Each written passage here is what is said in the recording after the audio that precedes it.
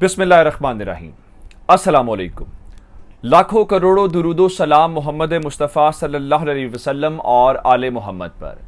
मैं हूं उमर दराज गोंदल और आप मेरा फेसबुक और यूट्यूब चैनल देख रहे हैं।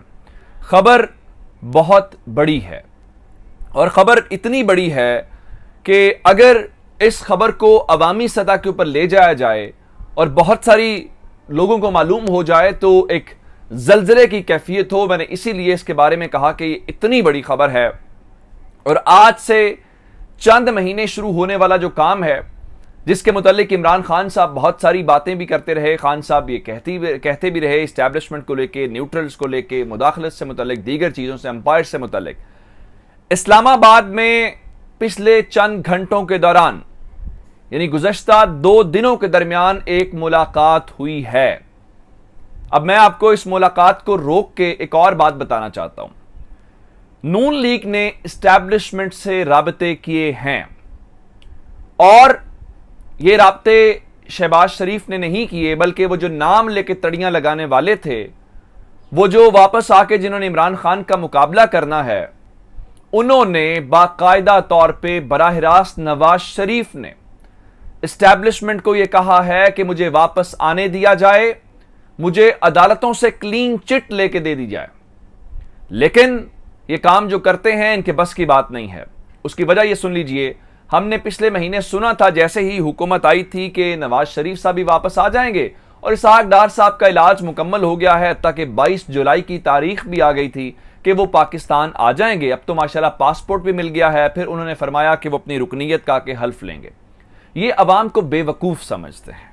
वो इसहाक डार जिनका इलाज मुकम्मल हो गया था, आज उनका इलाज दोबारा से शुरू हो गया है और ऐलान खबर यह है कि जनाब उनका पाकिस्तान वापसी का प्लान मौखर हो गया है और दोबारा से अब वो अपने डॉक्टर्स के हिदायत के ऊपर अमल करेंगे और पाकिस्तान नहीं आएंगे।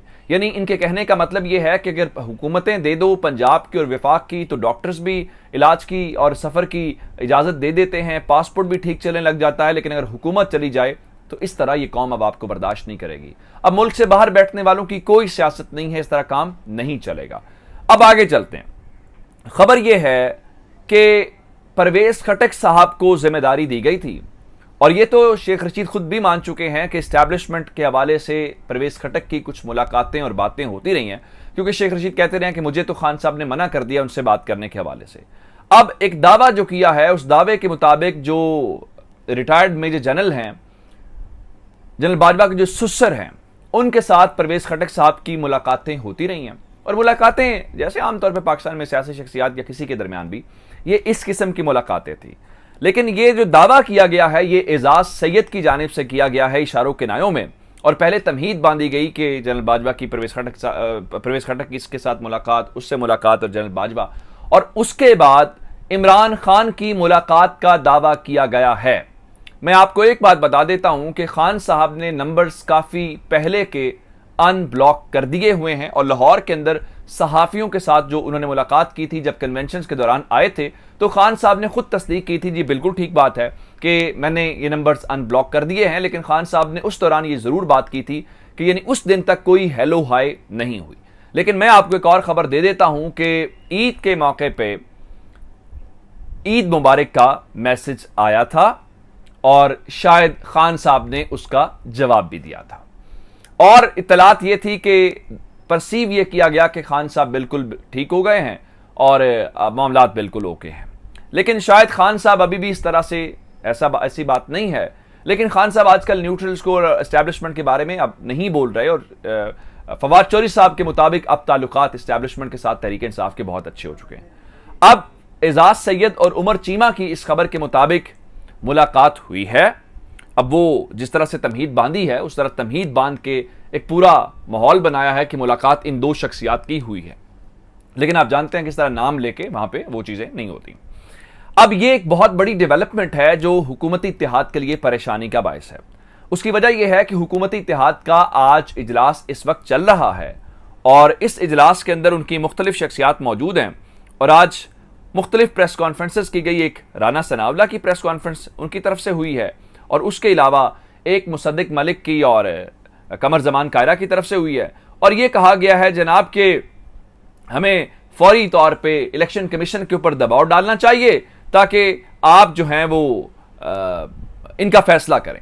अब खान साहब जो हैं उनका इस तमाम तर नजरें लाहौर मिशन के ऊपर हैं। मैं आपको एक और बात भी बता देता हूं कि इस हुकूमत की परेशानी बढ़ चुकी है। हुकूमत की परेशानी इसलिए बढ़ चुकी है कि पाकिस्तान तहरीक इंसाफ ने इनके जो इत्तेहादी हैं उनके साथ राबते किए हैं। और अगर मैं आपको राबतों की खबर दूं जो इनके लिए परेशानी का बहुत बायस है, इस वक्त जो मैं आपको इजलास बताया पीडीएम का, वो इजलास जारी है जिसमें मरीम नवाज, शाहिद खाकान अब्बासी, मरियम औरंगजेब, आफ्ताब शेरपाव, अवैस नूरानी, ताहिर बजिंजो, गफूर हैदरी और दीगर लोग शामिल हैं। फजलुर रहमान इस इजलास को चेयर कर रहे हैं। लेकिन तहरीक इंसाफ विफाकी हुकूमत गिराने के मुकम्मल चांसेस नजर आ रहे हैं। गिराने से मुराद ये है कि अपने वजन से गिरे, लेकिन इत्तेहादियों से रब्ता किया गया है क्योंकि परवेज खटक और असद कैसर, फवाद चौधरी, असद उमर इसमें शामिल हैं। ये 4 अरकान की कमेटी थी। उन्होंने इस वक्त बलूचिस्तान नेशनल पार्टी से रब्ता किया है, बलूचिस्तान अवामी पार्टी से रब्ता किया है, जमात इस्लामी से रब्ता किया है। चूंकि जमात इस्लामी का भी कौमी असम्बली में एक वोट है, इसका मतलब यह है कि खेल इनका खत्म होने जा रहा है। अब मैं आपको एक और बात बता देता हूं कि बदला ले लिया है पाकिस्तान तहरीक इंसाफ ने दोस्त मजारी से, जो डिप्टी स्पीकर हैं, और चूंकि आप जानते हैं कि उन्होंने वोट मुस्तरद किए थे जिसकी बुनियाद के ऊपर चौधरी परवेज इलाही की वजारत आला का रास्ता बंद किया गया था। आज उनके खिलाफ करारदाद तहरीक अदम एतमाद की पंजाब असम्बली में पेश की गई। राजा बशारत ने करारदाद पेश की और कसरते राय से ये मंजूर हो गई है, जिसका मतलब ये है कि आप ये मत समझिए कि उनके खिलाफ तहरीक अदम एतमाद नहीं मंजूर हुई, अभी तहरीक अदम एतमाद की करारदाद मंजूर हुई है। यानी हाउस ने यह कहा है कि हम इनके खिलाफ वोटिंग में जाना चाहते हैं। अब कल 4 बजे तक इजलास जो है वो मुलतवी कर दिया गया है। कल 4 बजे डिप्टी स्पीकर के खिलाफ तहरीक अदम एतमाद के ऊपर वोटिंग होगी, जिसका मतलब यह है कि कल दोस्त मजारी का खेल खत्म हो जाएगा और उसकी जगह पे पाकिस्तान तहरीक इंसाफ जो है उन्होंने अपने अरकान के हवाले से कल, चूंकि स्पीकर का इजलास भी, स्पीकर का इंतखाब भी होना है, डिप्टी स्पीकर का भी, तहरीक इंसाफ उस इंतखाब से पहले दोस्त मजारी को हटाना चाहती है जो कल हट जाएंगे। अब आ जाते हैं इस बात के ऊपर कि मौजूदा हुकूमत और सुप्रीम कोर्ट में एक टकराव की कैफियत। एक और खबर आपको जाते दे दूं, खान साहब ने लाहौर आना था लेकिन वो लाहौर नहीं आए। शहबाज गिल के मुताबिक वो एयरपोर्ट पहुंच गए थे, लेकिन मौसम की खराबी की वजह से वो इस्लामाबाद से लाहौर नहीं आ सके, जिसकी वजह से ये मामला। अब मैं आपको बताऊं तो कल स्पीकर का इन्होंने पाकिस्तान तहरीक इंसाफ ने सत्यान खान को और हुकूमती इत्तेहाद ने सैफुल मलूक खोखर को लगाया है, तो अब उस बारे में मामला जो है, अब मैं आपकी तवज्जो ये दिलाना चाहता हूं कि मामला ये है कि सुप्रीम कोर्ट और शहबाज हुकूमत के दरमियान तल्खियां बढ़ गई हैं और एक टकराव का माहौल पैदा हो गया है। पहली बात यह है कि आर्टिकल 63A के हवाले से इन्होंने एक दरखास्त जमा करवाई थी, जिसके ऊपर आप तशरीह के हवाले से नजर सानी की सदारती रेफरेंस के ऊपर, उसके ऊपर आज रजिस्ट्रार साहब ने एतराज़ लगा के इनकी वो दरखास्त वापस कर दी है। जो ये बहुत शोर कर रहे थे जी उस तशरीह वाली दरखास्तें और दीगर दरखास्तें इकट्ठी सुनी जाएं, लेकिन वो मामला भी इनके बस की बात नहीं है। अब खेल वहां पर ख़त्म हो गया। अब आज हुआ क्या, मैंने आपको खबर दी थी कि जुडिशल कमीशन का इजलास हो रहा है और जुडिशल कमीशन के इजलास के हवाले से जजेस की अपॉइंटमेंट का फैसला होना था। 4 जजेस को अपॉइंट किया जाना था, लेकिन वो खेल खत्म हो गया और हुकूमत ने चीफ जस्टिस के खिलाफ वोट किया। 5-4 की कसरत से, यानी 1 वोट की अक्सरियत के साथ चीफ जस्टिस की तजवीज़ करदा तमाम नाम मुस्तरद किए। आज जस्टिस काजी फाइज ईसा, जस्टिस सरदार तारिक मसूद साहब, वजीर कानून, अटॉर्नी जनरल और अख्तर हुसैन ने जूनियर जज के खिलाफ वोट दिया है।